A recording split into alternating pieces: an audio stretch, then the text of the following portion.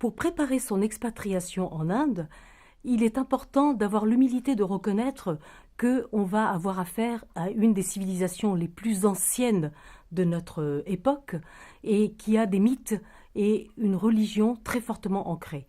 Par ailleurs, l'Inde est un État fédéral, complexe, multiculturel, paradoxal, qu'on va donc approcher avec curiosité. La spiritualité a une place importante en Inde. Ce qui est important de savoir, c'est que la spiritualité ne signifie pas religion.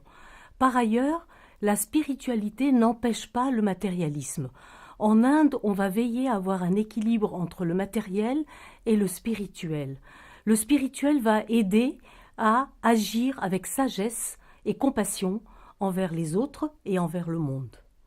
Sri Aurobindo, qui est un écrivain indien de grande renommée, il a créé l'Institut des sciences sociales, a écrit un livre qui s'intitule « Management by Consciousness ». Dans ce livre, il explique que l'homme ne peut pas être heureux qu'en travaillant.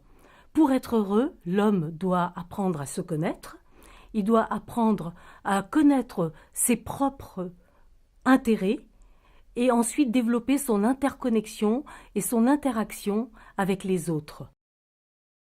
Prenons par exemple la relation au temps.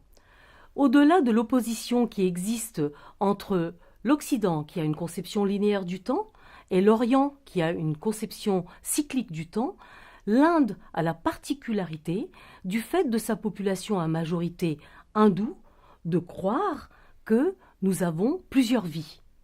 De ce fait, il y a un décalage qui est énorme entre l'éternité dans le temps et la limitation dans le temps.